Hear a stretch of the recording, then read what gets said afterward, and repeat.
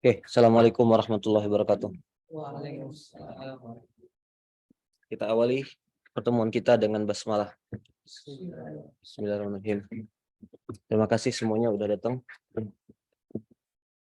Saya sekali lagi menekankan ke semuanya bahwa any meeting that we have should be attended by everyone on time. Unless you have very critical situation and then you tell anybody else earlier or beforehand. Jadi kalau ada situasi kritikal, Anda beritahu sebelumnya. Saya ada situasi seperti ini, saya akan datang terlambat. Coming on time is the fulfillment of an agreement, a contract between two parties. Anybody who agreed on that time. And it is also Quranic etiquette, Quranic ethic. Oke. Saya mengumpulkan teman-teman semuanya karena saya sudah baca ini newsletter ini.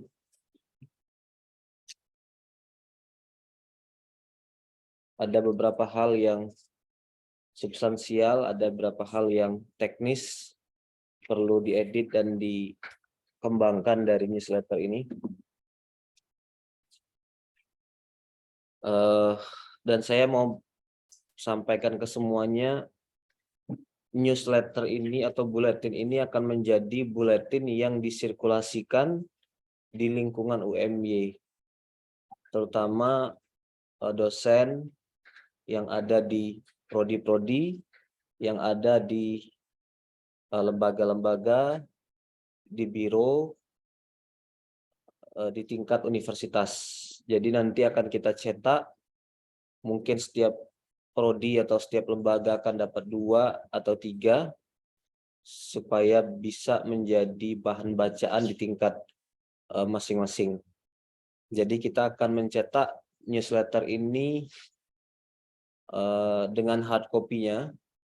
Makanya juga saya minta masalah ini didesain dengan baik, dipikirkan covernya bagus, fontnya juga baik, fotonya sesuai, sehingga dia layak tampil ke publik. Dan selain dalam bentuk hard copy, newsletter ini juga akan dipublish secara online di website dan barangkali juga nanti akan disirkulasikan di grup-grup WhatsApp. Jadi kita harus menyusun ini secara maksimal. Jadi jangan membiasakan diri publikasi setengah-setengah gitu. Apalagi ini media keilmuan yang semestinya memberi inspirasi kepada lingkungan akademik UMY. Saya ngerasa perlu newsletter ini kita sirkulasikan karena perlu ada satu media tempat orang belajar, tempat orang menambah wawasan baru, keilmuan dan terutama keislaman. Kampus manapun sebenarnya, bukan hanya UMY, sekarang terjebak pada rutinitas, regularitas. Rapat-rapat prodi umumnya bicara hal-hal teknis, kemudian bicara akreditasi, bicara mungkin pemeringkatan, tapi yang substansi berbicara tentang ide itu sudah semakin langka di lingkungan UMY. Nah, jadi newsletter ini adalah media untuk membuat ada dialog keilmuan gitu, ada intellectual conversation di lingkungan UMY. Jadi makanya saya minta semuanya ya berusaha tampil maksimal dalam tulisan gitu. Nanti namanya kita cari bareng-bareng. Waalaikumsalam warahmatullahi wabarakatuh. Nanti namanya kita cari bareng-bareng apa? Kemudian yang perlu dikembangkan dari newsletter ini, pertama ada beberapa tulisan tambahan. Saya udah bilang ke Ilham, mungkin juga sudah disampaikan ke teman-teman, paling enggak ada 4 tulisan tambahan yang perlu disusun. 3 karena satunya sudah relatif ada. Jadi ada rubrik yang bertambah, 3 tulisan yang harus disusun ulang dari teman-teman semuanya. Maaf, 3 tulisan yang harus disusun dari awal karena tidak ada di sini. Dan 3 tulisan itu terkait dengan bukunya Jasir Audah ini. Di samping itu tulisan yang sudah ada juga saya minta diedit. Dikembangkan, dirapikan. Jangan terlalu bercorak seperti berita. Saya kepengen ngelihat dia lebih sebagai ulasan buku, review buku. Tidak harus ada kritik, deskriptif cukup, tapi nuansa seperti berita relatif dikurangi gitu. Dan satu lagi, ini ke Solah yang akan melayout newsletter ini, ada satu rubrik yang ditambahkan untuk pengantar saya sebagai ketua CISIK. Jadi selain sambutan rektor, kemudian juga sambutan CISIK. Nah, detailnya apa masukan saya akan kita bicarakan di sesi selanjutnya. Jadi sekarang saya akan fokus dulu ke buku ini supaya Anda yang menulis buku ini punya gambaran utuh. Saya nggak tahu apa semuanya membaca from cover to cover atau membaca hanya pada bagian terkait aja gitu. Atau malah juga ada kecenderungan ya sumber tulisannya adalah presentasi oral, presentasi online. Jadi parsialistik gitu pemahamannya terhadap buku. Nah, karena akan ada tulisan tambahan dan akan ada editing ulang untuk tulisan-tulisan yang sudah masuk, jadi saya memutuskan untuk membedah buku ini supaya Anda dapat gambaran utuhnya, isinya apa, dan argumen utama dari Jasir Audah itu bagaimana. Di sela-sela presentasi juga akan saya sampaikan pandangan personal saya mengenai Jasir Audah gitu. Dan ini saya rekam, jadi Anda nanti bisa melihat ulang presentasi ini. Kalau ada yang perlu dengarkan kembali, dan PowerPoint-nya juga nanti disirkulasikan aja ke teman-teman, dan fokus pada ide-ide utama yang saya presentasikan di buku ini, di PowerPoint ini gitu. Nanti juga silahkan berbagi tugas. 3 tulisan yang belum ada itu akan ditulis oleh siapa saja gitu. Jadi itu biar teknisnya saya serahkan ke antum semua. Nanti mungkin setelah saya membedah newsletter yang sudah masuk ini, saya tinggalkan ruangan biar Anda bicara teknisnya, bagaimana pembagian selanjutnya untuk mengembangkan naskah yang sudah ada ini.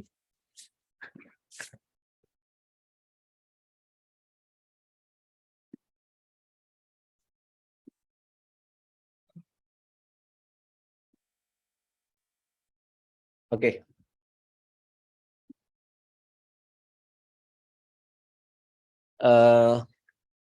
Jadi ini 3 tambahan, ada 3 tambahan tulisan yang perlu direkonstruksi dari awal, dan 1 tinggal mencantumkan.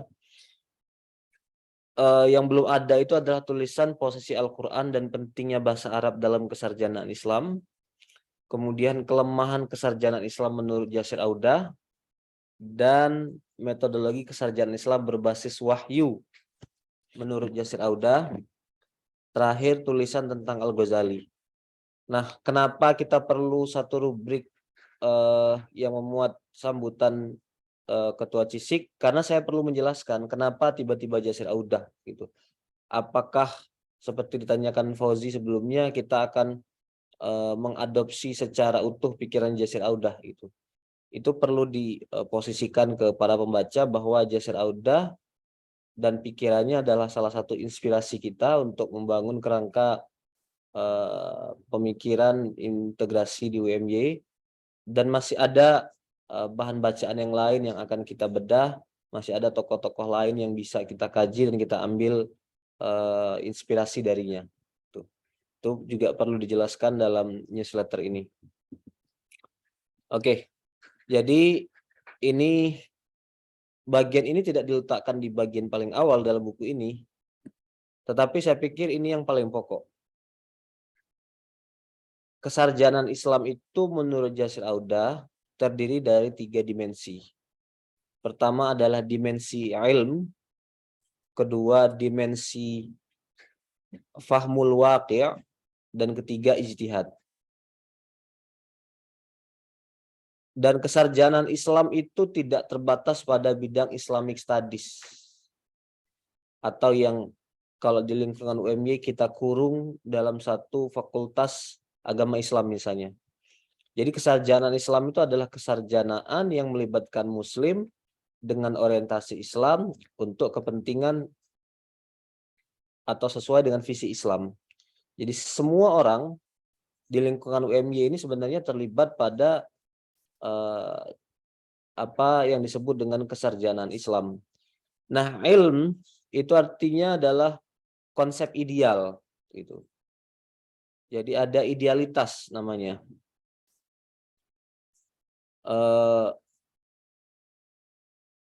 Jadi setiap gerakan keilmuan tuh harus berpijak pada yang disebut dengan normativitas gitu. Dan normativitas itulah yang menjadi asas bagi gerakan keilmuan. Nah, yang Yasir Audah tekankan adalah satu premis bahwa Allah itu adalah sumber sebenarnya dari seluruh pengetahuan gitu.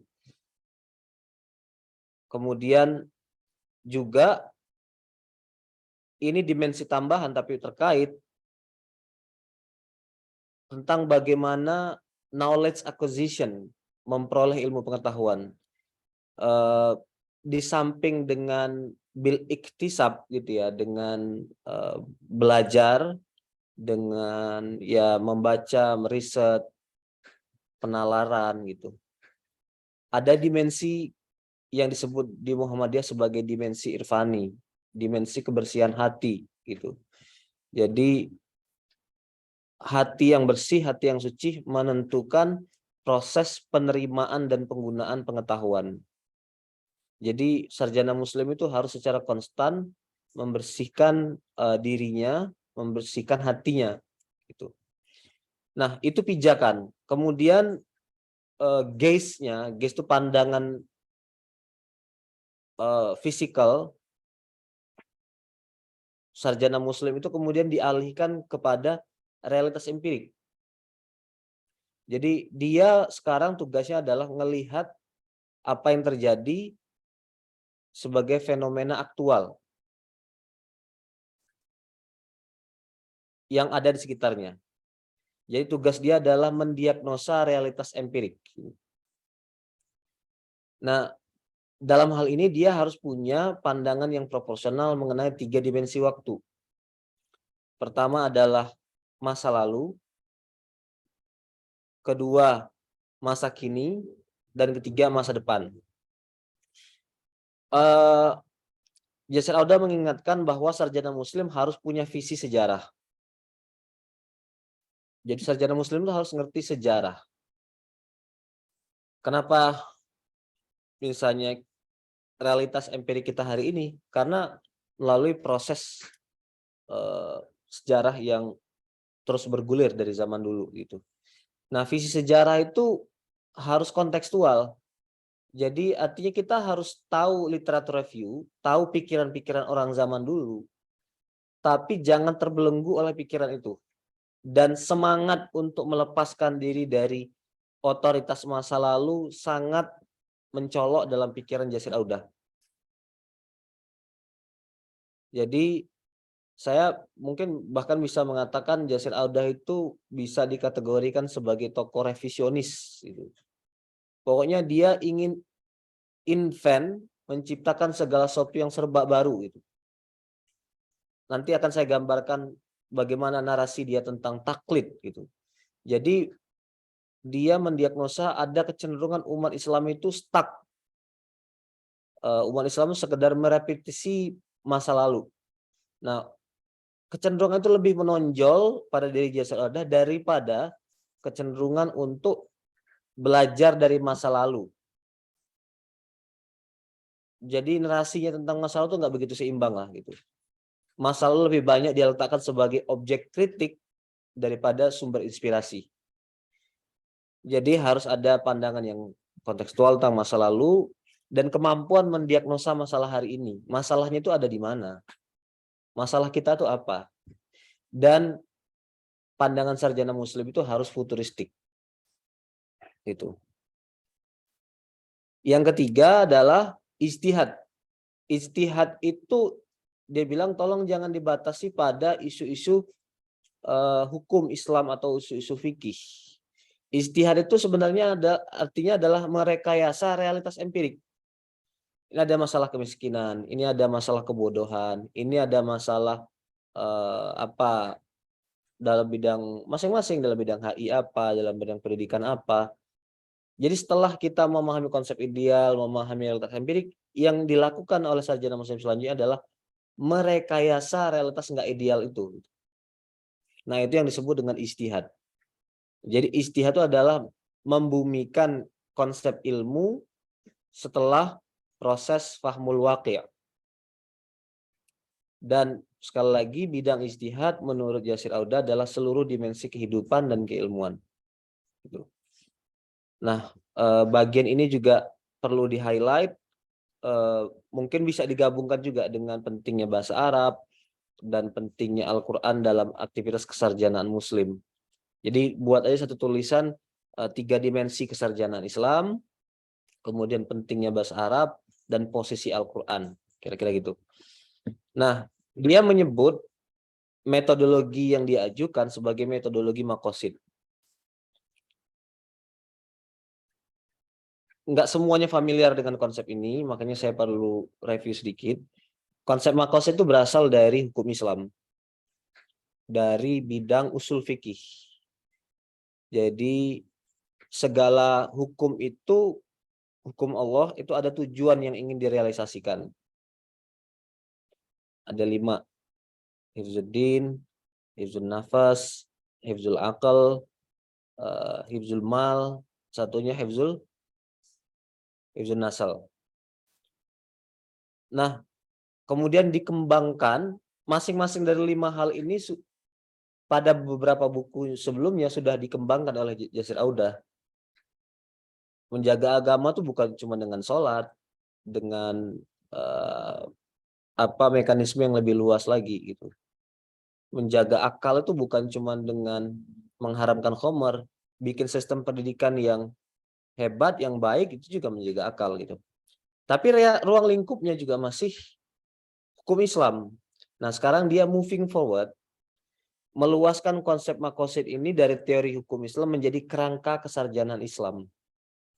Jadi maqasid atau tujuan, konsep mengenai tujuan itu bisa mewarnai aktivitas ijtihad atau aktivitas keilmuan yang dilakukan oleh sarjana muslim.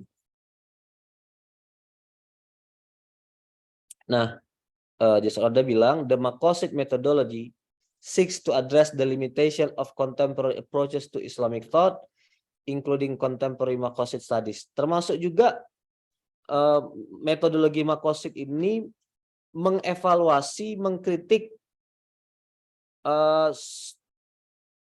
bidang maqasid dalam bidang hukum Islam itu sendiri, yang ternyata juga sudah banyak kelemahannya. Jadi teori besar digunakan untuk mengevaluasi semua hal, termasuk skop kecil dalam bidang maqasid studies tadi. Jadi itu yang dia gambarkan disebut dengan metodologi maqasid. Nah, kemudian dia menjelaskan tentang posisi Al-Quran dan As-Sunnah.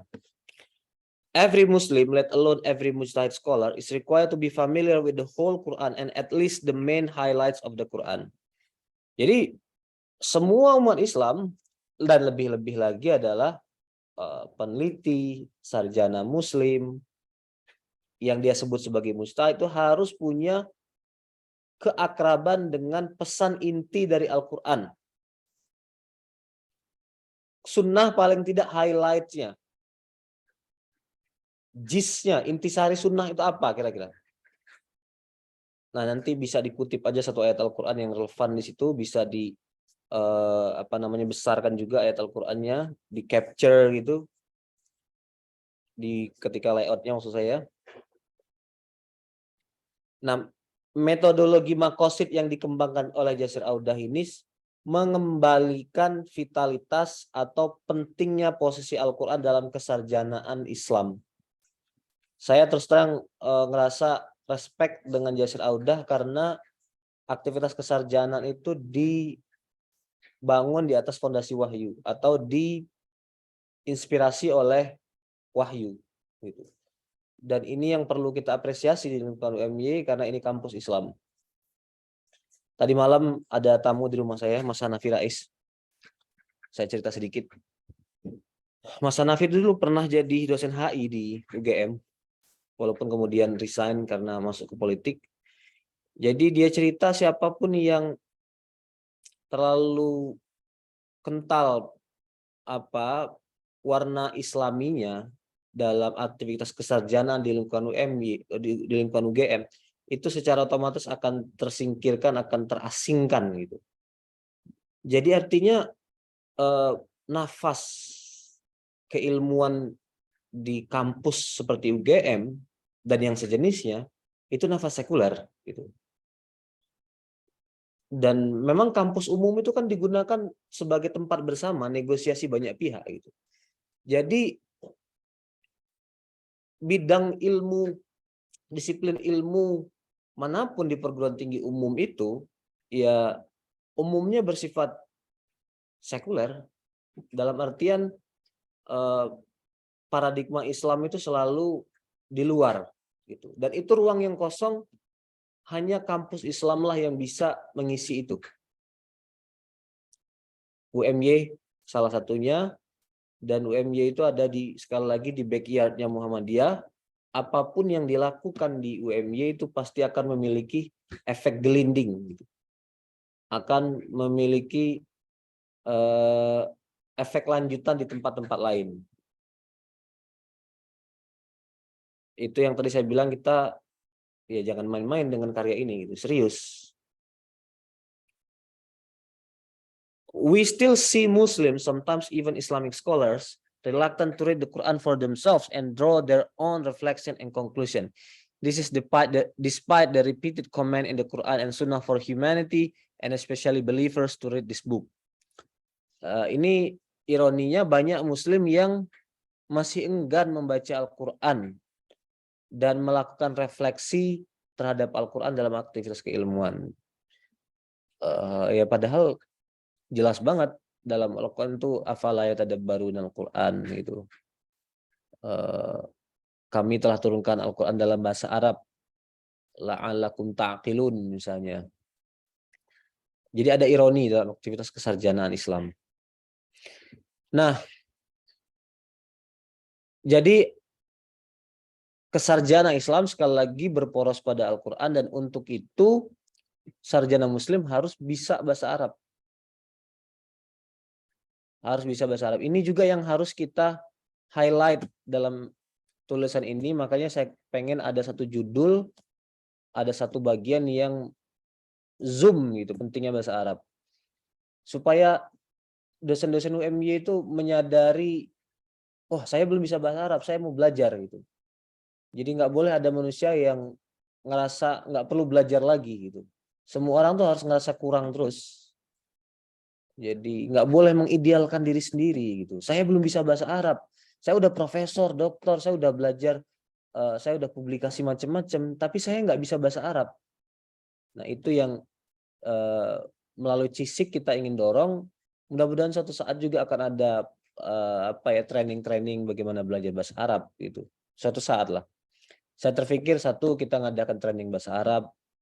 Kedua, mengadakan training-training usul fikih. Dan ketiga, saya memandang ada satu disiplin ilmu yang harus dipelajari di semua bidang di UMY itu filsafat. Jadi filsafat, usul fikih, dan bahasa Arab 3 disiplin yang perlu ada di setiap prodi dan menjadi perhatian itu.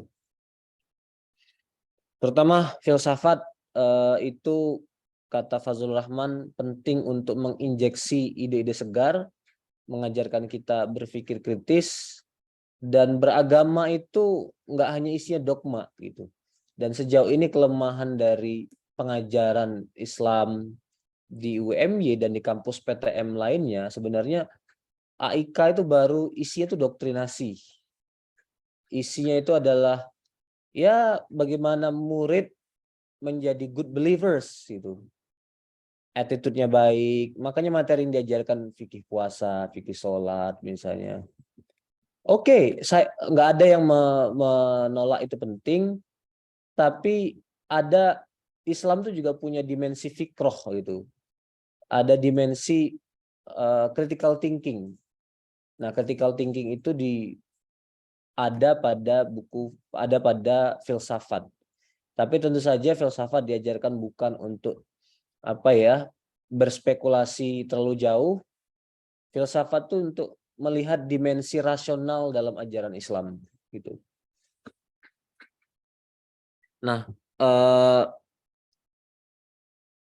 Yasir Audah juga menekankan ya tidak harus lancar banget dalam bahasa Arab.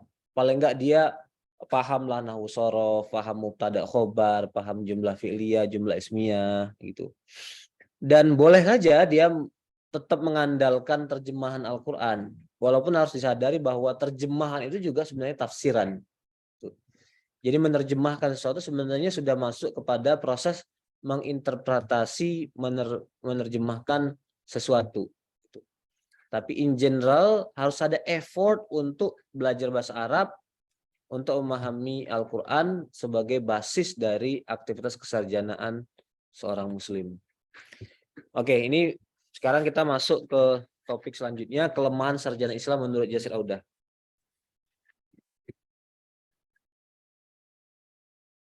Ada 1, 2, 3, 4, 5 kelemahan dalam aktivitas kesarjanaan Islam. Pertama, problem yang dia sebut dengan imitasi, taklid. Artinya adalah kesarjanaan Islam itu sekedar merepetisi pemikiran-pemikiran masa lalu. Saya nggak tahu kenapa Yasir Audah meletakkan ini sebagai masalah nomor 1 gitu. Masalah kita itu adalah orang yang nggak baca turos, orang yang nggak baca tradisi intelektual masa lalu. Terutama itu fenomena di lingkungan Muhammadiyah gitu. Kita nggak punya keakraban, familiarity with Islamic intellectual tradition. Nggak tahu, mungkin audiensnya Yasir Audah adalah orang-orang yang bacaannya kitab kuning terus, tapi nggak bisa move on itu dari kitab kuning. Ya mungkin dia mukhotobnya, interlokutornya adalah orang-orang di Al-Azhar, mungkin orang-orang Mesir, atau orang-orang yang belajar Islam secara tradisional. Nah, ada kecenderungan sekedar merepetisi sampai terjebak pada fenomena mensakralkan pandangan masa lalu. Jadi masa lalu itu dianggap normatif, dianggap harus direplikasi terus gitu. Dan pandangan yang datang dari masa lalu dilepaskan dari konteks sosial politiknya. Gitu. Jadi seolah-olah out of nowhere, datang dari datang dengan sendirinya lah, kira-kira begitu menurut Yasir Audah. Kemudian implikasinya adalah ada tiga itu ya. Jadi orang nggak punya fikih ikhtilaf, nggak punya pemahaman mengenai etika perbedaan pendapat, karena nggak boleh berbeda pendapat sama sekali. Tidak berani untuk menyalahi dalam pengertian berbeda dan mendatangkan sesuatu yang baru dari pemikiran masa lalu.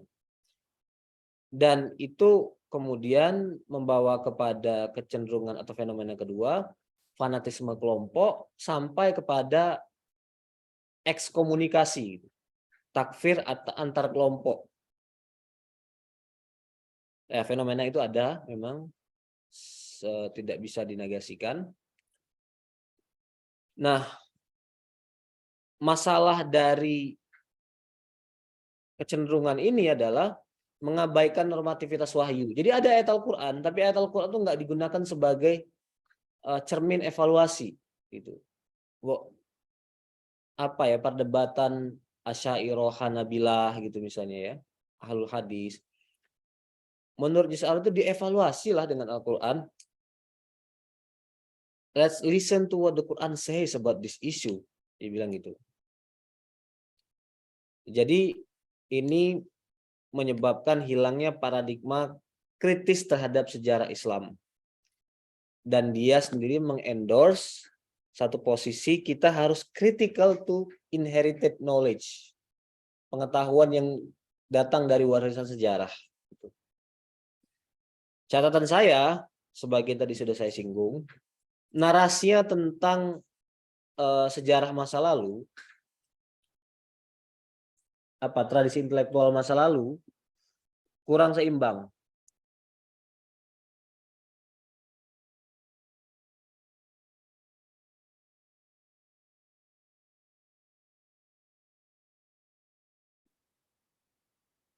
Mana tadi?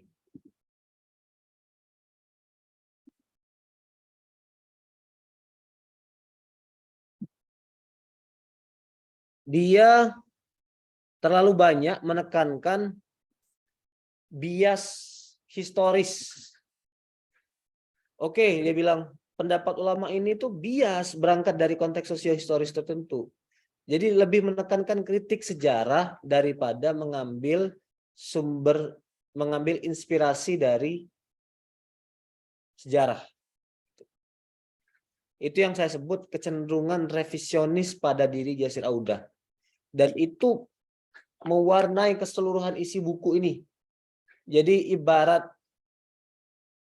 literatur review itu diabaikan semua oleh Yasir Audah dan dia ingin menciptakan sesuatu yang baru. Itu problematis. Problematis karena dia ngerasa orang lain salah semua, masa lalu salah semua, dan masa lalu, kebenaran baru akan direkonstruksi ulang dan ia melakukan reformasi, dan reformasi yang sebenarnya itu ada pada wacana yang ia tampilkan. Gitu.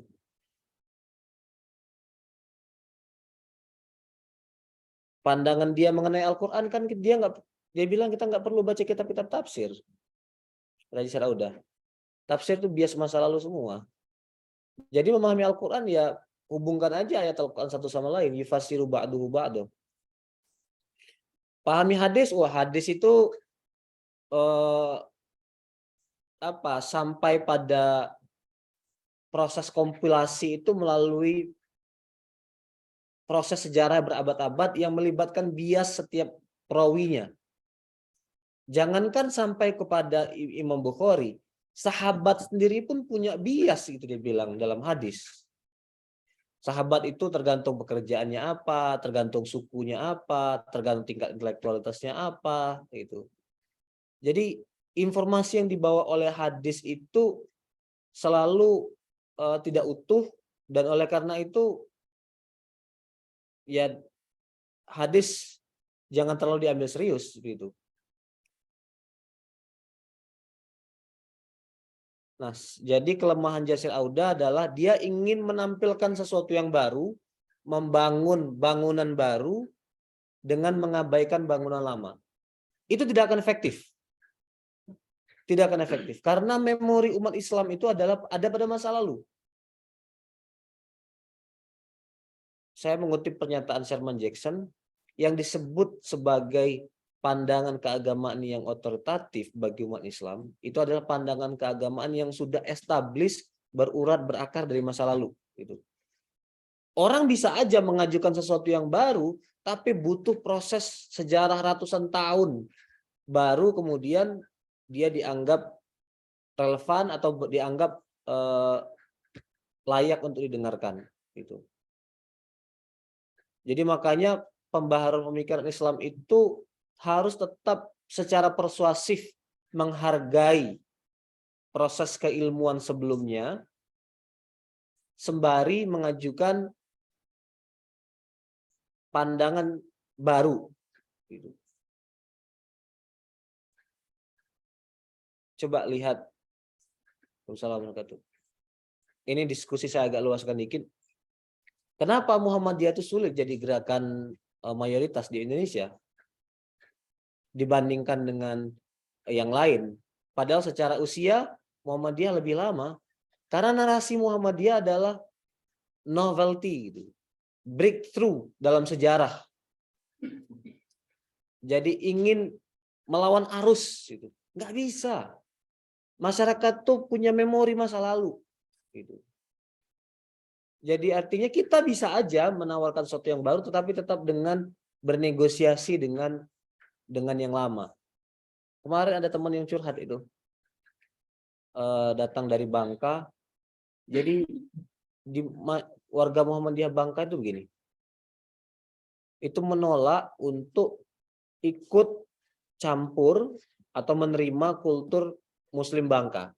Jadi kalau ada orang meninggal di Bangka, itu ada tahlilan atau ada ngaji bersama yasinan gitu ya. Ada makan-makan, tapi makan-makannya itu dibawa oleh para pentakziah. Jadi disebut dengan sepiring sedulang gitu. Oke, kita bawa makanan bareng, sharing di sana sembari takziah, menghibur ahlul musibah gitu ya. Tradisi itu juga ditolak sama warga Muhammadiyah. Kenapa? Karena itu tradisi, semata-mata itu tradisi gitu. Ya, selamanya Muhammadiyah akan minoritas terus. Karena tradisi itu udah berurat berakar dalam masyarakat gitu. Dan kelemahan dari cara pandang kayak gitu, pertama dia nggak bisa bernegosiasi dengan realitas empirik, kedua nggak punya visi rekayasa realitas gitu. Oke, kalau kita nggak setuju dengan praktek kayak gini, kita coba tampilkan alternatif-alternatif. Tapi Anda harus ada di dalamnya. Jangan main di luar terus gitu. Jadi kerjaannya orang Muhammadiyah itu mengurung diri. Mengurung diri gitu. Semata-mata karena itu berasal dari tradisi Islam atau berasal dari tradisi gitu. Nah, hemat saya semangat Yasir Auda adalah semangat inventing the wheel gitu. Menciptakan roda baru. Nggak bisa. Aktivitas keilmuan itu jangan menciptakan roda baru. Membenerin skrup aja. Atau benerin kursi aja yang goyang. Benerin kursi yang bolong-bolong. Jadi ibarat bikin mobil lu jangan ciptakan dari bannya dulu. Ciptakan dari ban itu kan memulai sesuatu yang serba baru. Gitu. Paham nggak analogi saya? Nah, Muhammadiyah itu harus punya kemampuan untuk memahami tradisi Islam, kemudian menyerapnya sebagai etika, kemudian ada bagian-bagian tertentu yang perlu ditasdid, tapi harus pakai device dan harus persuasif mentajdidnya itu. Saya juga curiga kenapa buku ini nggak ada dentumannya di dunia akademik gitu, dibandingkan dengan bukunya Maqasid Syariah yang warna putih itu. Saya pikir karena yang dia tulis baru semua. Iki karepe piye toh gitu. Jadi menggunakan satu istilah yang tidak mutadawal. Konsep yang tidak mutadawal, mutadawal itu artinya circulated among Muslim society, Muslim scholars lah. Jadi di kalangan Muslim scholars aja dia nggak dikenal, apalagi di laity, kira-kira gitu. Nah, jadi kita perlu mendekati ide Yasir Auda secara kritikal. Pada satu sisi kita ngambil semangatnya, tapi pada sisi yang lain ya we need to say we disagree with honor gitu. Kita berbeda pendapat dengan ya cara yang terhormat lah. Bagian terakhir, Auda melakukan perombakan total, mengabaikan konsepsi pokok dalam established fields. Termasuk dia, tapi bagian ini tidak akan sempat saya presentasikan, mengajukan pembagian bidang ilmu, klasifikasi bidang ilmu. Yang established classification itu kan ilmu alam atau natural sciences, kemudian sosial, humaniora. Dia bilang salah semua. Dia bikin klasifikasi baru. Coba satu jagat ini perlu dia yakinkan untuk menerima disiplin ilmu itu. Itu harus powerful banget itu.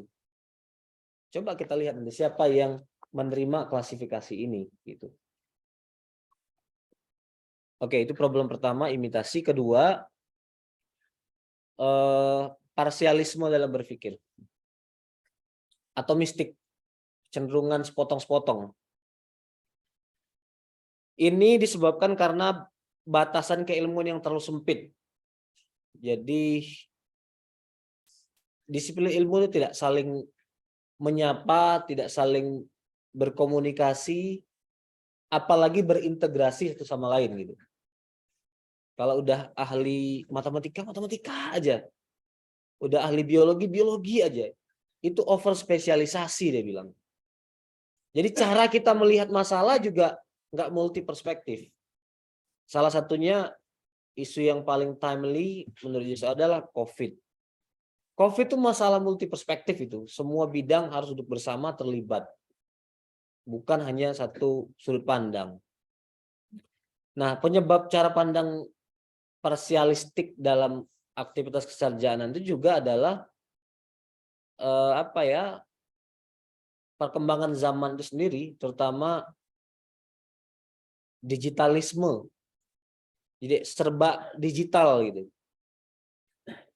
Individu hanya peduli pada kebenaran yang ia pegangi saja. Anak-anak muda nggak mampu baca buku komprehensif lagi. Hanya mampu baca pesan-pesan singkat dalam beberapa kalimat aja gitu. Jadi artinya orang nggak berpikir holistik karena nggak banyak baca. Itu mudah-mudahan bukan kecenderungan kita di sini yang nggak baca buku ya. Itu di tengah kesibukan kita tuh harus ada komitmen dalam 1 bulan minimal 1 buku. Lebih-lebih 1 minggu 1 buku, 2 buku, 3 buku, 4 buku. Tanpa buku jadi kacamata kuda gitu. Nah, itu sekarang diperparah lagi dengan sosial media, orang posting singkat. Jadi baca buku dikit tuh ngantuk gitu. Jadi Ilham kalau kita biasa bikin meme-meme itu memang memudahkan pesan Ilham. Tapi juga sebenarnya mengajarkan orang berpikir simplistik gitu. Memanjakan orang. Menganjakan orang dengan pesan inti. Ya, dilemanya begitu ya. Kita mau mengikuti arus zaman atau enggak gitu. Iya. Jadi ngomong tuh intinya apa? Saya seminggu yang lalu ya diundang bicara di Fakultas Hukum tentang topik integrasi. Ditelepon saya sama Pak Keprodinya, sama Pak Dr. Sunarno, sama Pak Iwan Satriawan. Pak Iwan bilang, "Mas, ini dilanjutkan FGD kemarin ya," gitu. Oke. Yang hadir ya dosen ada mungkin 10 orang, tapi sebagian juga pamit. Saya juga nggak tahu ternyata ada karyawan, ada mahasiswa, diverse itu. Dan persiapan saya adalah topik integrasi. Saya baca buku Fazlur Rahman. Saya presentasikan ide Fazlur Rahman, kemudian saya beri kritik juga ide Fazlur Rahman tentang integrasi. Saya nggak tahu ya, setengah dari dosen ketika saya ceramah meninggalkan ruangan.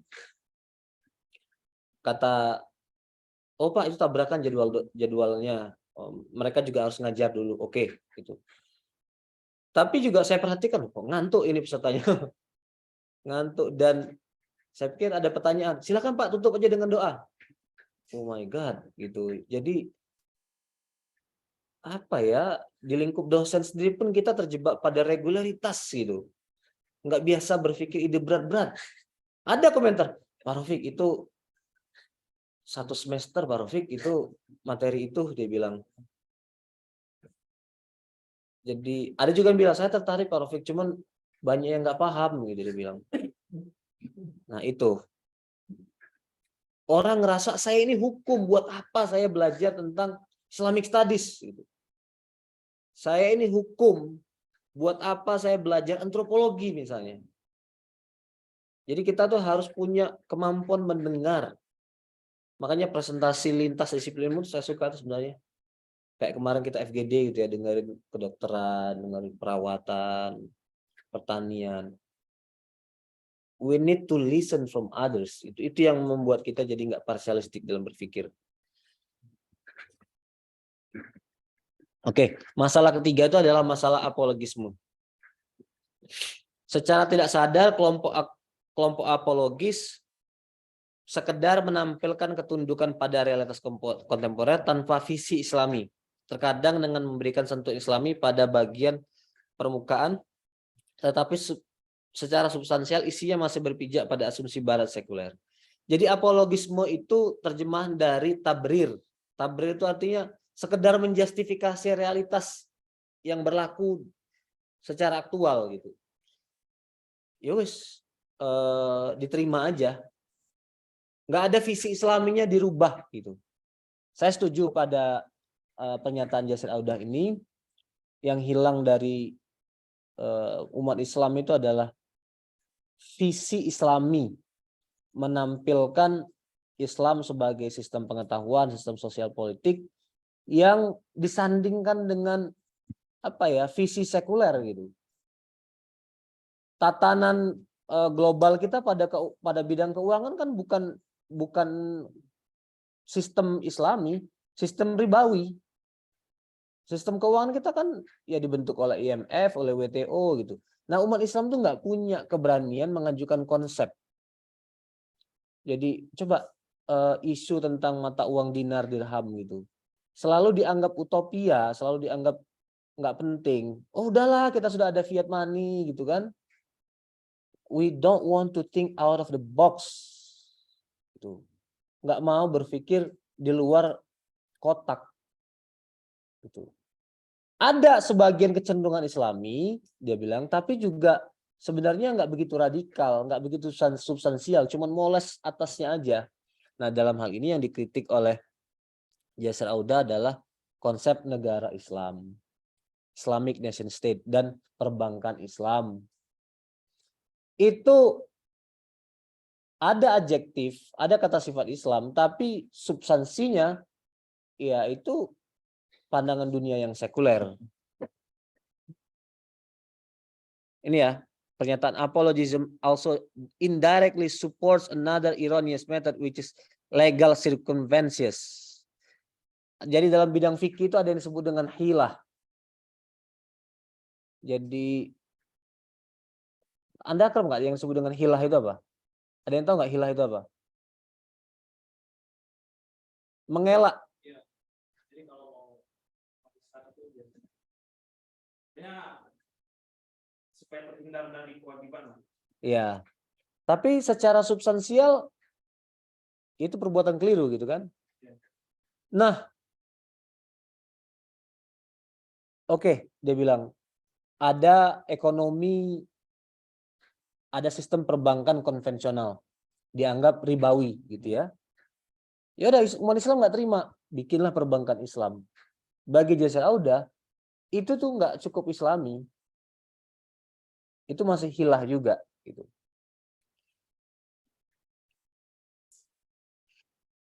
Apologists consider this institution to be a necessary part of today's lived reality.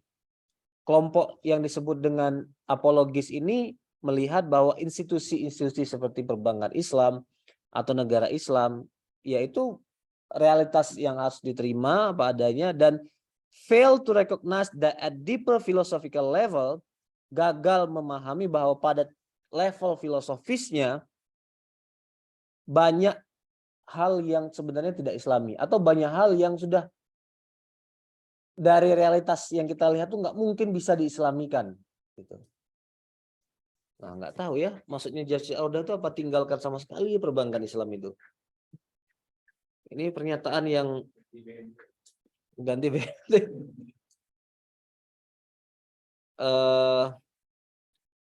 Dalam hal ini juga ada semangatnya itu agak sama dengan WLB Halak gitu. Kemodernan itu udah nggak bisa diislamikan, dia bilang. Mustahil diislamikan karena pada tingkatan filosofisnya itu udah tabrakan. Lah so what, itu umat Islam suruh ngapain? Itu juga penting.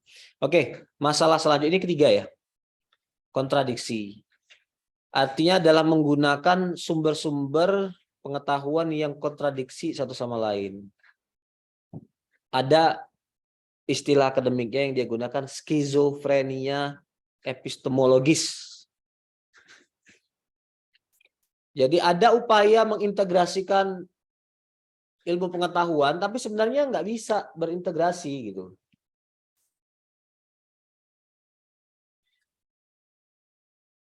Attempt to integrate two bodies of knowledge that do not emanate from the same basic beliefs and worldview. Some attempt to propose an integration of the two fields by making students of Islamic knowledge study a combination of the book of all fiqh of Islamic jurisprudence in parallel with secular academic textbooks. Contohnya, ada sistem pendidikan. Sistem pendidikan kitab fikihnya kitab klasik gitu dia bilang. Terus suruh belajar juga ilmu-ilmu sosial modern. Jadi bagi dia, bagi Jazir Auda, itu dua hal yang nggak bisa diintegrasikan. Jadi dua hal yang secara otomatis sudah inherently kontradiktif, tapi ada upaya untuk mengintegrasikannya. Bagian ini juga ya debatable ya. Saya pikir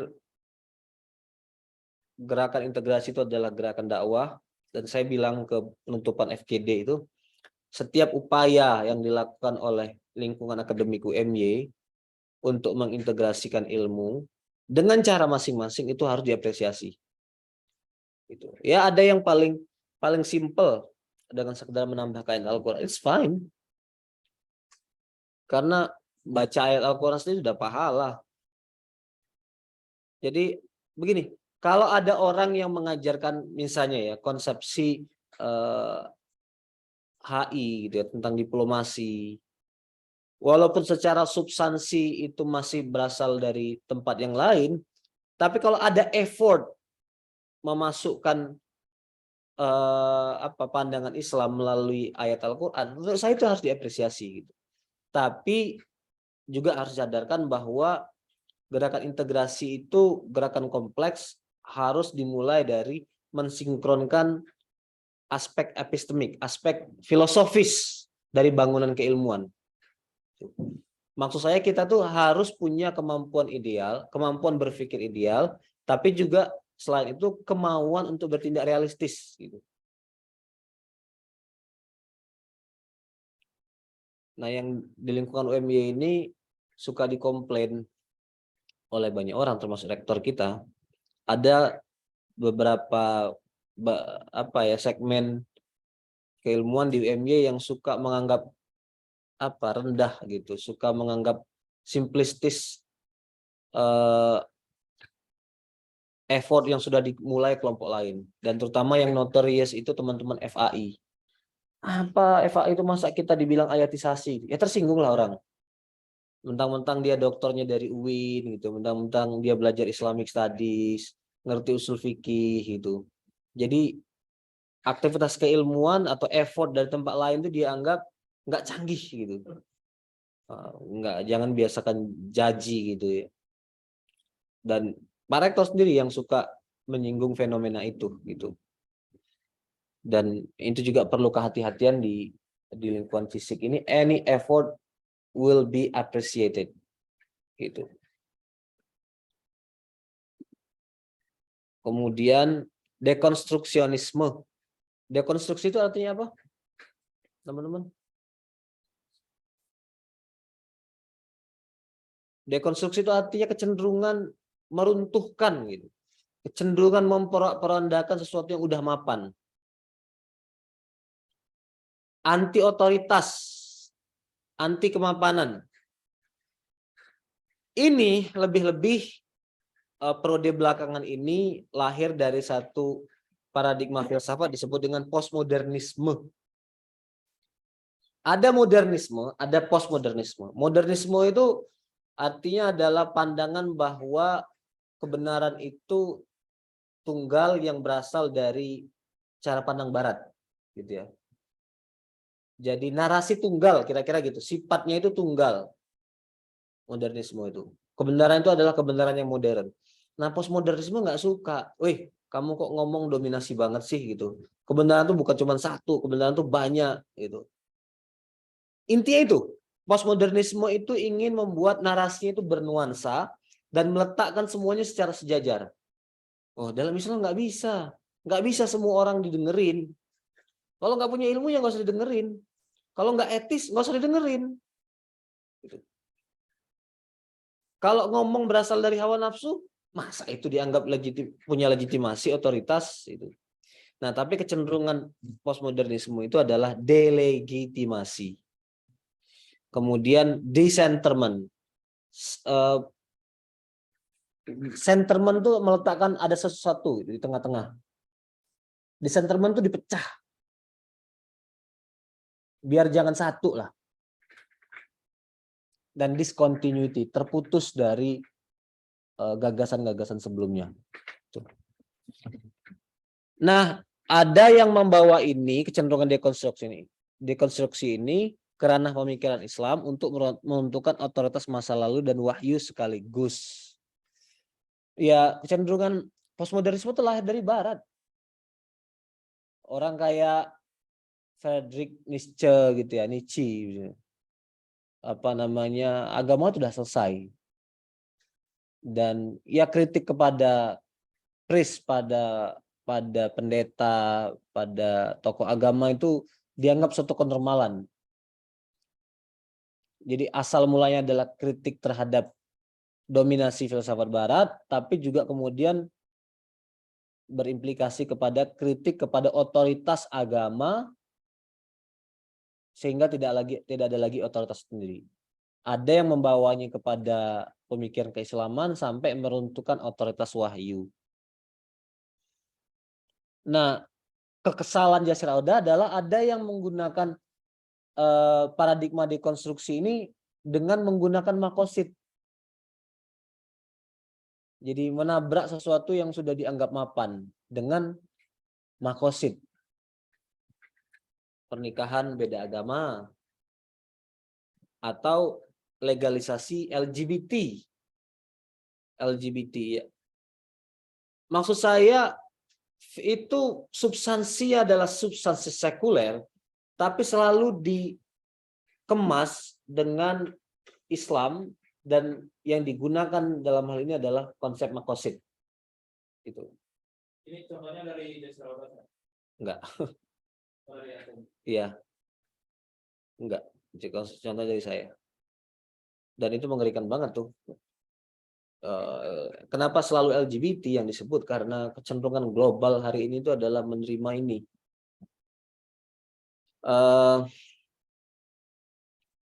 Di Amerika ada yang menulis disertasi tentang LGBT itu legal dalam Islam, Scott Kugel namanya. Itu secara metodologi penelitian lemah, apalagi dari pendekatan fikih, pendekatan dia memahami ayat Al-Quran. Tapi ketika ada satu orang yang meletakkan pandang itu pertama kali, sekarang mengalami replikasi, bergema di tempat lain. Jadi orang ngerasa ada otoritas keilmuannya, gitu. Dan di dunia akademia Barat kayak gitu pasti akan mendapatkan tempat. Suara-suara yang mengendorse LGBT itu akan mendapatkan tempat. Dia dapat posisi tenureship gitu, jadi dosen tetap. Untuk dapatkan posisi dosen tetap di Amerika tuh perjuangan setengah mati itu. Lah karena dia bring something new yang sesuai dengan apa ya, tren di Amerika Serikat, dia dapat posisi itu. Dan ijtihad dalam tanda petik, pandangan personal satu orang yang tadinya minoritas sekarang direplikasi di banyak tempat. Orang sekarang punya legitimasi gitu untuk menjustifikasi itu. Nah, saya menyebutkan contoh yang lain. Kecenderungan akademik di UIN itu juga mengarah kepada ini.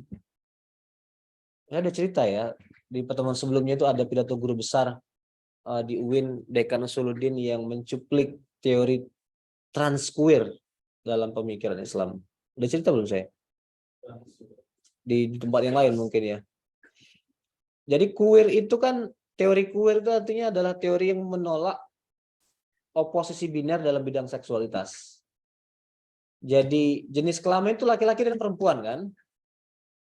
Orang queer bilang enggak, itu hitam putih.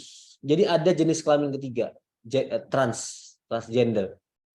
Atau biarkan aja, ada orang yang bilang bahwa dia nggak tahu jenis kelaminnya apa. I don't know. Atau biarkan aja kalau ada orang yang bilang hari ini laki-laki, besok perempuan, itu biarin aja. Jadi queer itu adalah satu kerangka pemikiran yang ingin mendobrak cara pandang binarian hitam putih dalam masalah seksualitas.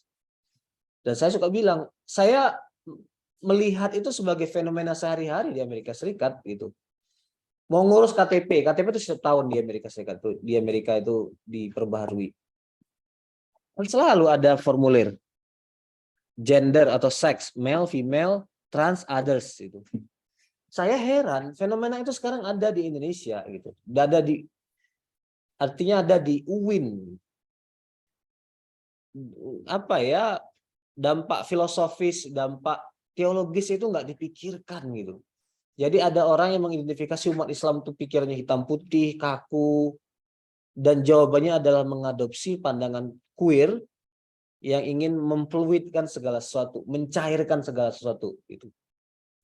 Nah, saya setuju ada fenomena dekonstruksionisme itu. Oke. Nah, itu satu kalau bisa jadi satu tulisan sendiri fenomena kelemahan kesarjanaan Islam menurut Yasir Audah. Ini bagian selanjutnya. Ada pertanyaan nggak sebelum kita lanjutkan?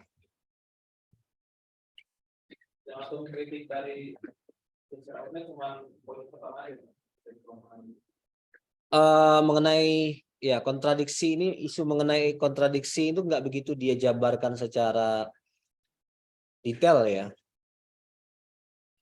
Tetapi ada kecenderungan dia itu nggak menghargai effort gitu, untuk effort yang sudah dilakukan orang untuk ya meletakkan wahyu, misalnya meletakkan tradisi Islam dengan kemodernan. Bagi Yasir Audah tuh yang kamu lakukan itu superficial gitu. Dalamnya itu masih kontradiksi gitu. Nah, saya nggak tahu detailnya apa pandangan Yasir Audah itu, tapi saya melihat ada kesan ya ada kecenderungan arogan juga dalam pernyataan itu. Oke. Sekarang Yasir Audah membangun metodologi pemikiran keislaman, metodologi kesarjanaan Islam. Metodologinya terdiri dari 5 langkah. Yang pertama, semuanya harus dimulai dulu dari purpose, dari niat. Saya pikir cuma dia itu yang meletakkan pemikiran Islam dimulai dari niat. Dari Naqib Alatas, dari Ziauddin Sardar. Mungkin dia mazhab Syafi'i kali, niat itu harus jahar. Tapi menarik juga isinya. Ada yang substansi juga yang dia tulis tentang niat. Kemudian kedua, memahami dan menerapkan lingkaran tadabbur. Jadi setelah masang niat yang benar, kemudian tadabbur dulu, refleksi dulu. Apa yang direfleksikan? Al-Quran dan hadis. Kemudian dari pijakan refleksi itu, kita mulai masuk kepada studi literatur. Literatur itu artinya termasuk tradisi intelektual masa lalu, turos, literatur barat modern juga, ilmu-ilmu sekuler, dan studi realitas empirik. Saya sih lebih setuju kalau dia pisahkan aja itu. studi realitas empirik dengan studi literatur itu dua step yang berbeda. Gitu. Saya nggak tahu dua proses yang kompleks itu dia gabung jadi satu. Karena studi literatur sendiri itu juga stepnya panjang. Belajar literatur masa lalu, belajar literatur masa sekarang. Paling nggak ada dua itu. Belajar dan mengkritik lah. Dan mensintesakan. Dan itu juga dia gabungkan menjadi satu langkah dengan studi realitas empirik. Mendiagnosa masalah. Dan ketiga, keempat, menerapkan kerangka kerja, framework dalam memahami Al-Quran. Jadi dia menyebut 7 aspek yang perlu dilihat dalam memahami Al-Quran. Dan terakhir adalah menghasilkan teori keilmuan atau prinsip-prinsip keilmuan. Jadi berakhir pada produktivitas, gitu, membangun teori. Nah, ini akan kita jelaskan satu persatu. Ini juga kalau perlu aja, ambil aja gambar ini, masukkan gitu. Oke, tujuan kesarjanaan. Biasanya riset itu dimulai dengan rumusan pertanyaan. Kayak tesis, disertasi, skripsi, dimulai dari research question gitu. Padahal itu secondary dia bilang. Yang penting itu adalah tujuan riset itu apa? Dalam bidang ini tujuannya itu apa? Dan jangan salah, jangan sampai punya tujuan yang keliru. Tujuannya itu bagi sarjana muslim first and foremost itu adalah untuk ibadah. Itu. Kemudian untuk mengeksplorasi wahyu, mengeksplorasi Al-Qur'an dan As-Sunnah. Kemudian untuk melakukan refleksi kepada ayat-ayat Allah. Kemudian mengintegrasikan mengintegrasikan wahyu dengan disiplin ilmu. Kemudian, nah ini yang penting, to overcome limitation in Islamic scholarship via the revelation. Jadi kita itu di awal riset, di awal aktivitas kesarjanaan, di awal aktivitas menulis buku, tujuannya adalah untuk membawa fresh ijtihad gitu. Ijtihad itu tuh menyelesaikan kelemahan dari kesarjanaan sebelum kita melalui wahyu. Nah, oleh karena itu kata Yasir Auda, pertanyaan yang penting yang setiap orang tuh harus punya adalah why am I carrying out this research? Untuk apa saya meriset topik ini, menulis buku ini? Jadi niat itu harus benar. Kemudian langkah kedua adalah lingkaran tadabbur, lingkaran refleksi.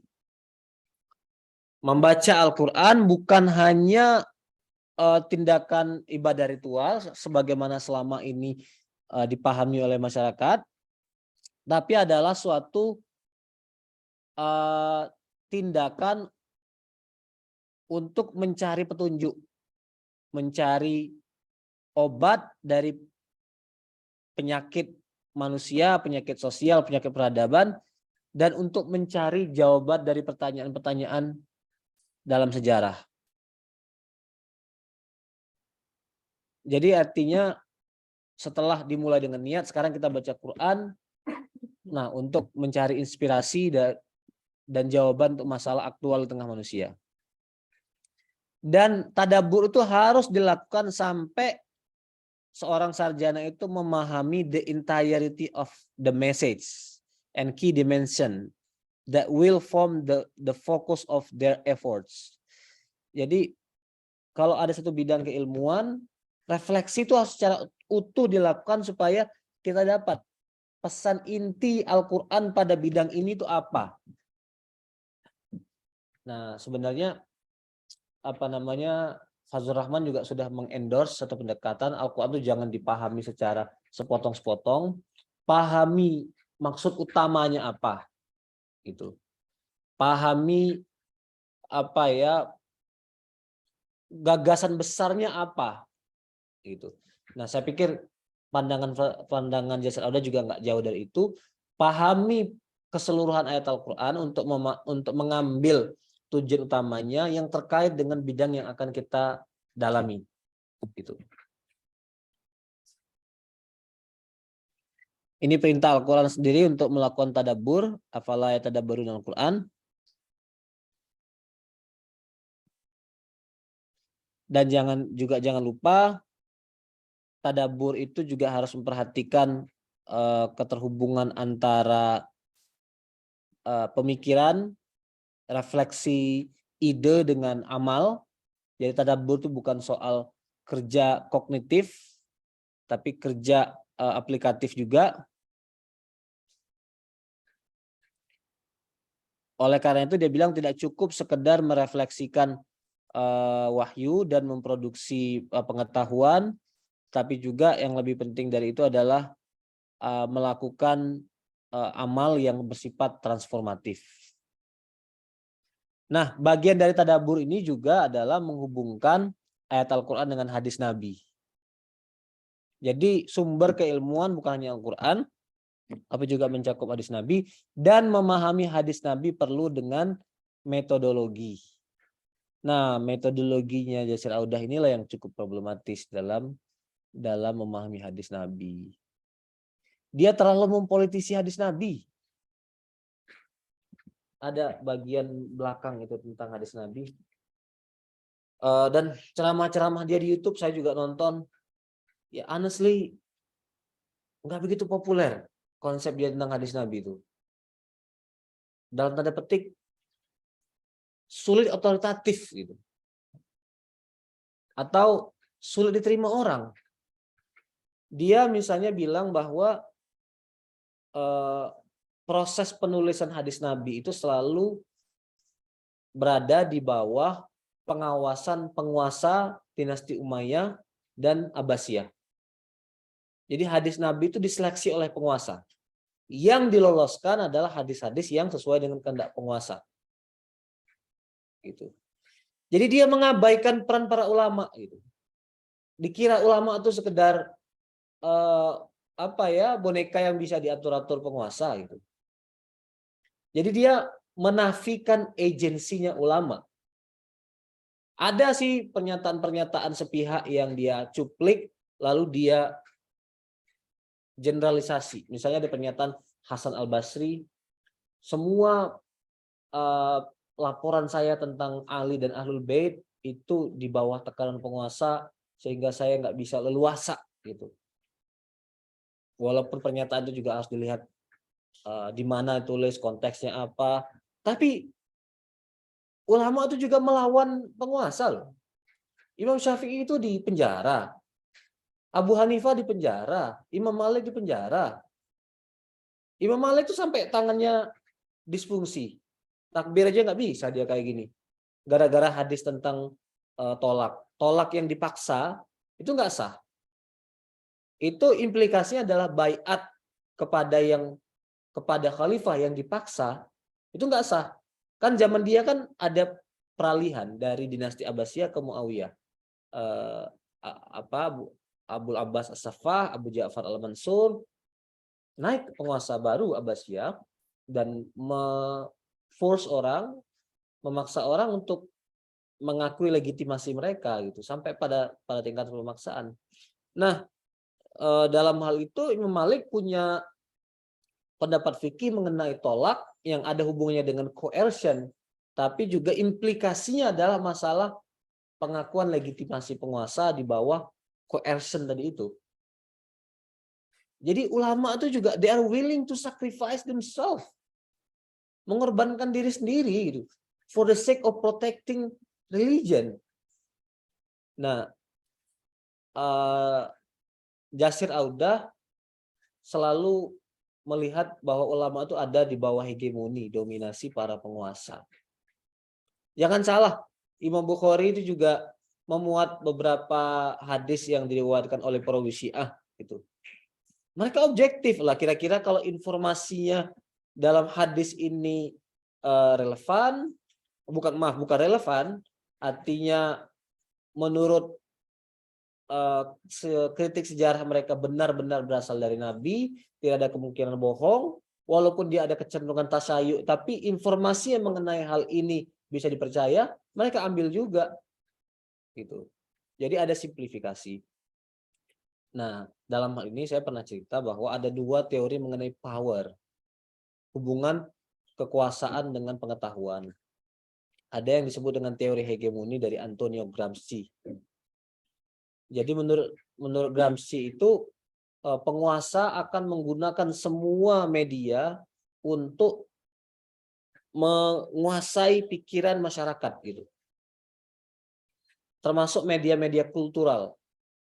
Para intelektual, para sarjana bisa menjadi alat kekuasaan penguasa. Jadi apa yang ditulis oleh sarjana adalah kehendak penguasa semua. Tapi jangan salah, ada juga teori Foucault, Michel Foucault. Kekuasaan itu bukan sekedar soal hegemoni. Power, kekuasaan itu juga soal resistensi. Orang kecil yang melawan penguasa juga itu juga bagian dari logic of power gitu. Dan itu selalu ya bisa disebut hukum manusia, hukum alam gitu. Bahwa ada dominasi dan ada resistensi. Dan kalau orang seperti W.L.B. Halap justru sebaliknya. Penguasa itu di masa lalu tuh otoritasnya kecil. Mereka nggak bisa menginfiltrasi aktivitas keilmuan.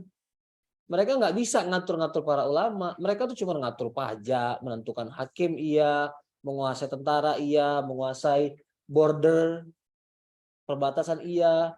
Tapi norma yang berlaku di tengah masyarakat itu semua lahir dari aktivitas intelektual para ulama yang nggak bisa diintervensi. Itu. Orang seperti ada orientalis namanya Michael Cook, ada Patricia Crone. Dia bilang pemikiran Imam Asy-Syafi'i itu telah meletakkan penguasa dalam peti mati.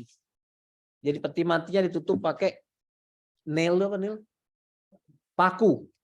Jadi ada penguasa masuk ke peti mati, paku.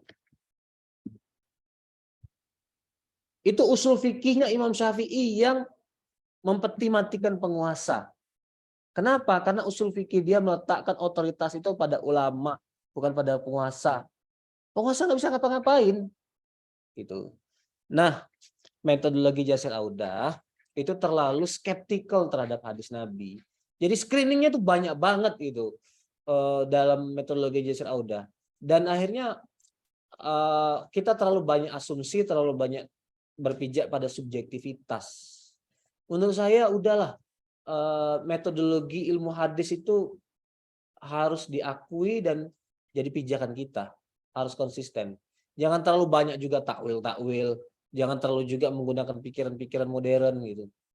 Hadis-hadis tentang eskatologi ya, hadis-hadis tentang eskatologi akan ada Dajjal di akhir zaman, akan Nabi Isa akan turun, Mahdi akan turun. Ya terima aja. Itu ada di Sahih Bukhari, Sahih Muslim, ada dalam Daud, sanadnya sahih. Lalu ada orang zaman modern, oh nggak sesuai ini, Pak Mahdi. Ditakwil macam-macam. Enggak, sami'na wa ata'na. Dan nanti itu terlalu jauh implikasinya. Kalau kita menolak hadis-hadis eskatologis itu, nanti implikasi adalah meruntuhkan hadis. Dan harus kita konsisten loh. Atas dasar apa kita menolak hadis ini dan menerima hadis yang lain? Gitu. Jadi ada yang terlalu jauh dari pandangan Yasir Audah dan itu yang membuat suara dia hemat saya nggak begitu banyak pengikutnya akhir-akhir ini.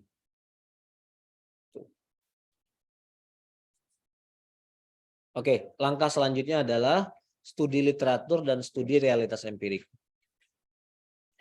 Any serious scholar of Islamic studies must at least know the major Islamic literature and opinions influencing his or her fields of interest. Jadi sarjana muslim itu harus tahu literatur-literatur utama terkait dengan bidang dia.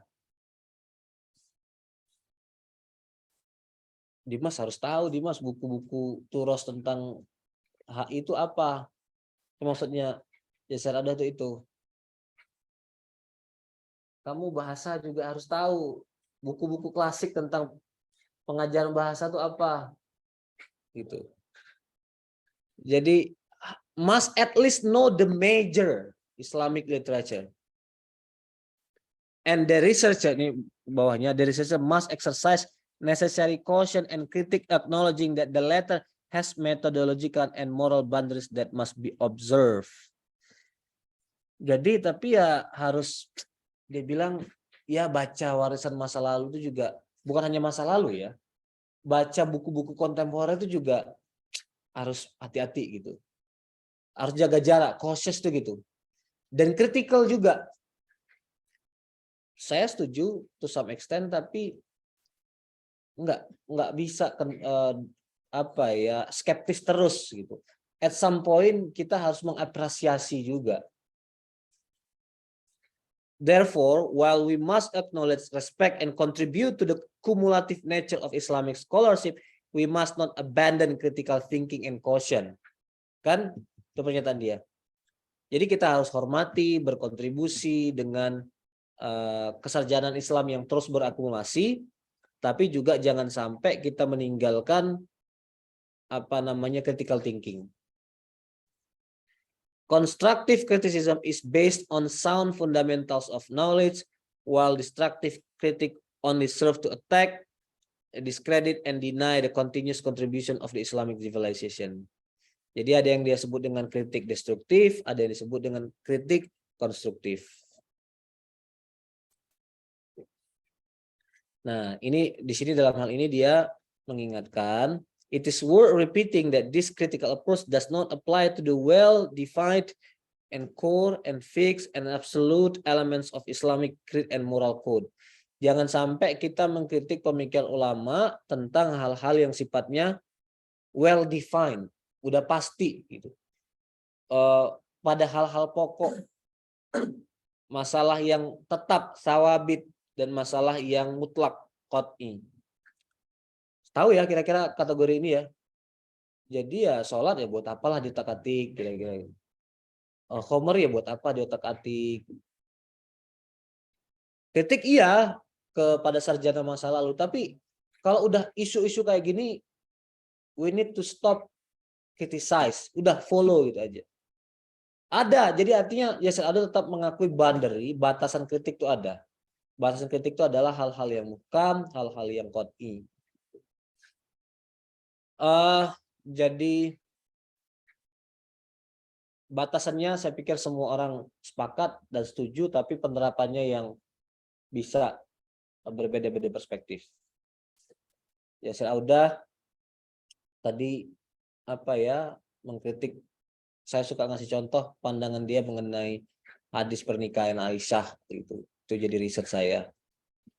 Nabi kan menikahi Aisyah ketika Aisyah masih muda banget, di usia 7 tahun, dan satu rumah terjadi apa namanya ya tinggal bareng gitu ketika Aisyah umur 9 tahun. Semua literatur hadis bilang kayak gitu. Dan selama sejarah Islam nggak ada ulama Islam yang memproblematisasi itu. And Yasir Alda come along, walaupun dia bukan orang yang pertama, yang sarjana muslim, sarjana modern juga ada yang bilang, no, salah semua itu. Hadis salah semua, ulama salah semua. Yang benar kronologi sejarahnya begini. Aisyah dinikahi Nabi ketika Aisyah usia 18 tahun.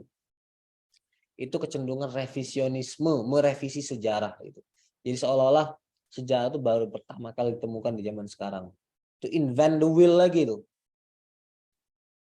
Nah, jadi itu problem pada Yasir Alda ketika dia melakukan studi literatur. Tapi pada bagian ini cukup deskripsikan aja bahwa Yasir Alda mendorong kita untuk membaca literatur terdahulu, literatur dari tradisi intelektual Islam, membaca literatur dari Barat juga, tapi secara cautious, dengan hati-hati, dengan penuh kritikal, gitu.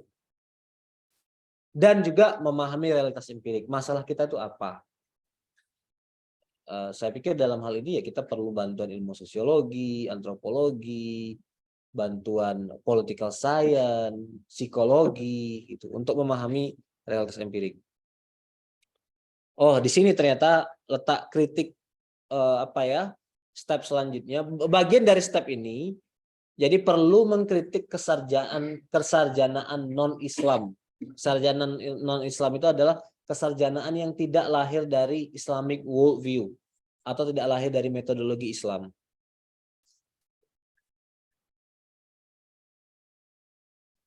Dan ini apa ya?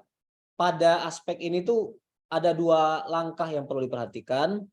Yang pertama adalah menolak ide-ide yang nggak sesuai dengan Islam, tapi juga pada sisi lain ya memanfaatkan full utilization of non-Islamic ideas and their practical results or tools if this conform to non-Islamic truths, kalau sejalan dengan kebenaran Islam, or if they represent a description of the reality that the researcher is studying based on true measures.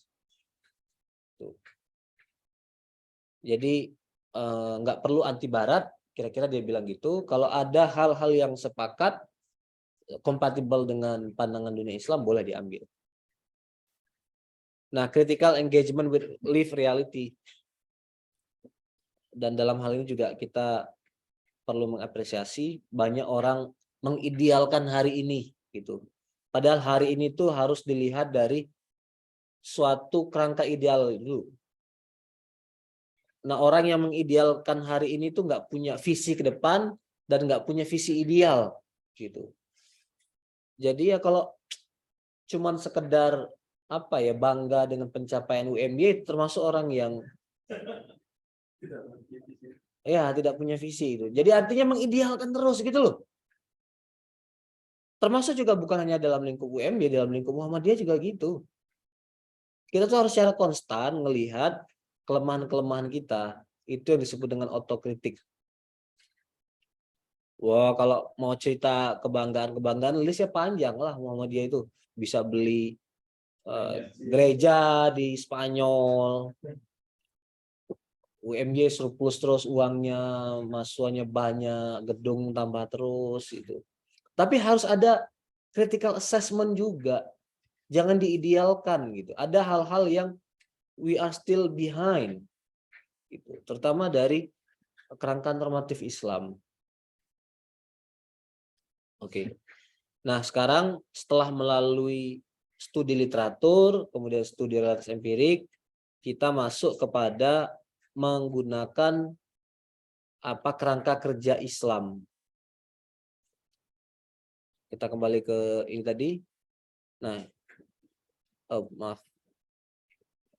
Menerapkan kerangka kerja framework dalam memahami Al-Quran. Ada 7 kerangka kerja, ada yang disebut dengan konsep, tujuan, nilai, perintah, hukum universal, kelompok, dan bukti. Saya akan selesaikan dulu 5 langkah ini. Mungkin kita break untuk sholatnya di sini aja, dan kita kembali nanti untuk bedah apa newsletter ini.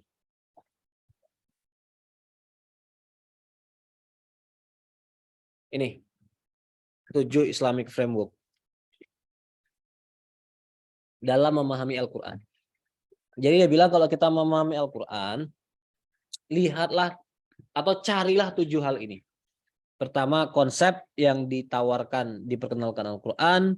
Kemudian tujuan-tujuan dalam konsep itu, nilai-nilai, perintah-perintah, komen juga termasuk larangan, hukum-hukum universal, dan kategori kelompok. Kemudian proof atau hujaj. Ini juga sesuatu yang baru gitu.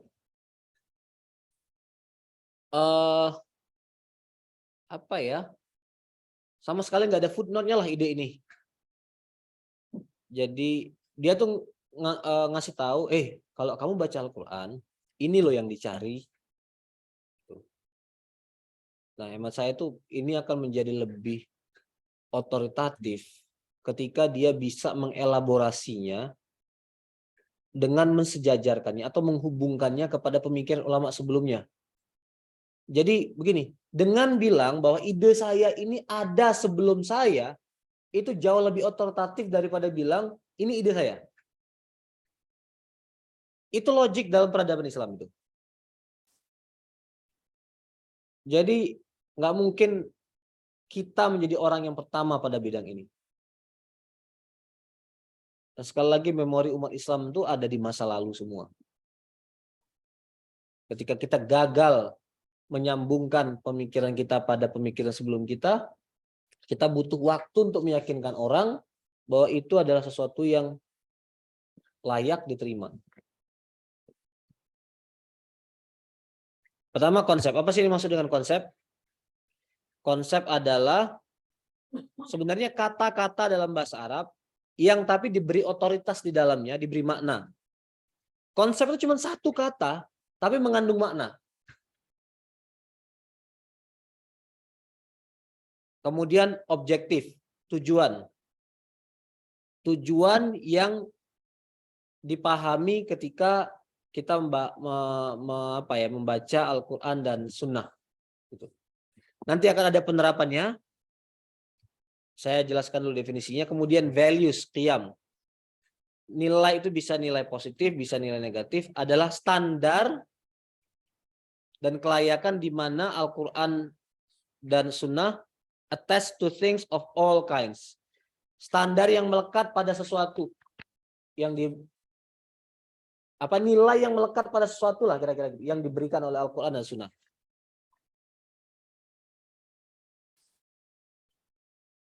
Kemudian memahami komen, perintah itu ya dimaksudkan, termasuk larangan juga ada di situ, yang mengatur perilaku manusia dalam Al-Quran dan Sunnah. Kemudian hukum yang bersifat universal atau disebut dengan sunan adalah hukum penciptaan yang bersifat konsisten, baik hukum itu terkait dengan hukum alam maupun hukum sosial yang muncul dalam Al-Quran. Kemudian ketika membaca Al-Quran juga kita memperhatikan bagaimana Al-Quran membuat kategori-kategori kelompok manusia. Bagaimana ada klasifikasi, ada orang beriman, orang kafir, orang munafik misalnya.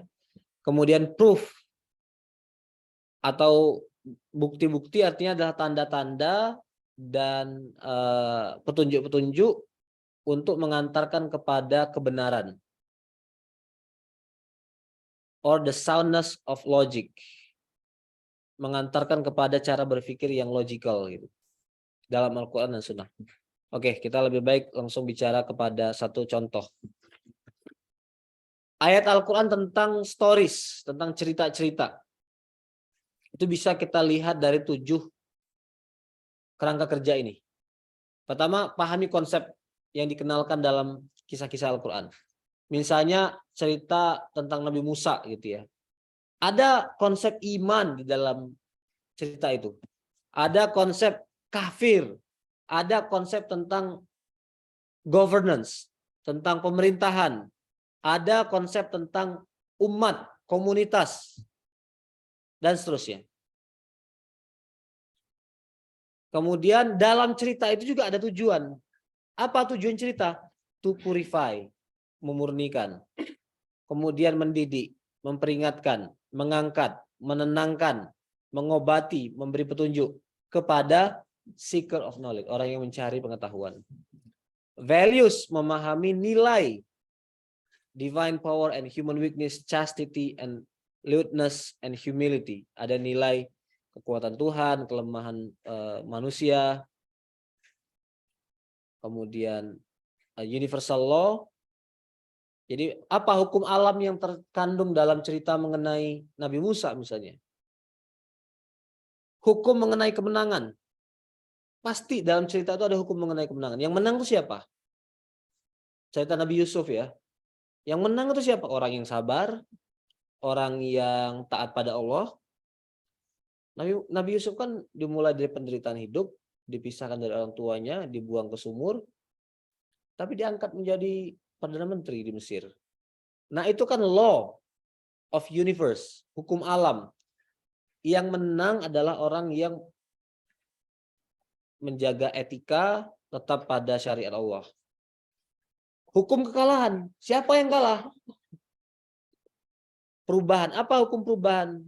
Dan seterusnya. Juga ketika membaca Al-Quran, pahami perintah yang terdapat dalam kisah-kisah itu, larangan dalam kisah-kisah itu. Ada misalnya perintah amar ma'ruf dan nahi mungkar. larangan membunuh, larangan mencuri, larangan berzina. Kemudian pahami klasifikasi kelompok. Dalam cerita-cerita itu ada pembagian mengenai siapa itu orang soleh, siapa itu nabi, siapa itu orang masyarakat umum. Termasuk juga klasifikasi non manusia, ada binatang, kemudian insek, apa insek artinya? Serangga, burung, jin. And proof itu artinya proof itu bukti, penalaran yang benar as based on purposefulness that links events with their objective, causality that links causes and effects. Kebenaran penalaran yang didasarkan kepada kebertujuan yang menghubungkan peristiwa dengan tujuannya, kemudian kausalitas yang menghubungkan antara tujuan dan efeknya. Jadi basically dia bilang memperhatikan ayat Al-Quran itu harus melihat 7 aspek itu. Dan pada akhirnya mengintegrasikan 7 elemen dalam framework tadi itu akan melahirkan prinsip dan teori-teori makna-makna baru yang dapat digunakan dalam aktivitas kesarjanaan atau keilmuan. Generate new meanings and eventually leads to universal theories and principles. Membawa kepada prinsip-prinsip dan teori-teori yang universal. Oke, silakan kalau ada pertanyaan untuk klarifikasi. Jadi silakan gunakan PowerPoint ini nanti untuk menyusun tulisan atau termasuk juga mengedit tulisan yang sudah masuk. Ada pertanyaan? Silakan kalau mau klarifikasi. Any question?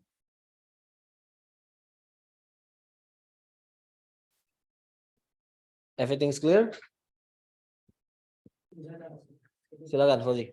Tentang konsep-konsep yang tadi diutarakan oleh Jasir, kira-kira apa yang selain tentang gagasan kembali kepada pembelajaran masyarakat, mungkin ada sesuatu yang lain yang dapat diberikan tentang disiplin.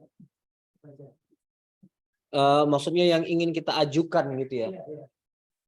Ya, saya pikir yang pokok sentralitas Al-Quran dalam aktivitas keilmuan, ya, semuanya diingatkan bahwa ilmu itu berasal dari Allah, dan untuk mendapatkan ilmu Allah perlu kebersihan hati.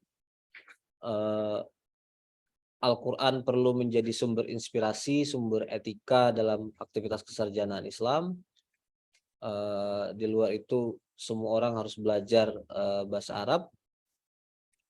Kemudian apa tadi bagian awal yang saya ceritakan tadi? Kan itu ada 3 tulisan ya. Nah, kesarjanaan Islam terdiri dari 3 dimensi ini. Pokoknya yang penting, yang perlu saya highlight sudah saya sampaikan gitu. Nah, metodologi Jasir Audah itu sangat berporos pada wahyu. Jadi aktivitas keilmuan itu berporos pada wahyu. Itu pernyataan yang perlu diapresiasi, tapi juga pada sisi yang lain ada hal-hal yang perlu dilihat secara detail gitu. Karena dia bilang bahwa hadis itu kalau bertentangan dengan Al-Quran, kita bisa menolak hadis gitu. Nah, pendapat ini problematik. Hadis kalau sudah sahih, berdasarkan sanad yang sahih, itu jangan secara mudah, simplistis kita benturkan dengan Al-Quran. Karena benturan sebenarnya jangan-jangan ada dalam perspektif kita aja. Jadi klaim terjadi benturan dengan hadis itu juga sebenarnya berangkat dari subjektivitas kita, bukan pada Al-Quran secara otomatis lebih superior dari hadis Nabi. Gitu. Jadi begini, secara hermeneutik Al-Quran itu selalu, secara hermeneutik itu untuk kebutuhan penafsiran, Al-Quran itu selalu butuh terhadap hadis Nabi. Dan jangan sampai dengan mudah kita benturkan hadis Nabi kepada Al-Quran. Karena hadis Nabi itu mendetailkan Al-Quran. Nah, kelemahan Jasir Audah adalah kecenderungan membenturkan hadis Nabi pada Al-Quran. Bukan hanya hadis Nabi, pikiran manusia juga kan, sejarah dia benturkan juga. Loh, praktek sejarah ini nggak cocok sama Al-Quran gitu. Di satu sisi dia ingin meninggikan Al-Quran, tapi di sisi lain meletakkan Al-Quran itu apa ya, pada kerangka teknis gitu. Seolah-olah teknikalitas itu semuanya bisa diukur dengan keumuman ayat Al-Quran. Maaf, kasus pernikahan anak di bawah umur itu ya, kasus pernikahan Nabi dengan Aisyah itu, hadis-hadisnya banyak, ada di berbagai korpus hadis, tapi dia bilang hadis-hadis ini bertentangan dengan ayat Al-Quran. Ayat Al-Quran yang mengatakan bahwa apa namanya, hatta ida balaghur rusyd itu ayatnya. Ada nggak ada yang hafal?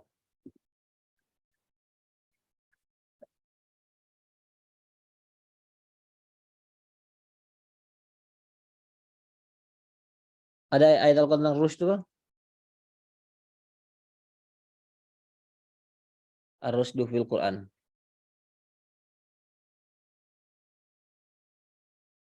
Nanti dicari lagi deh.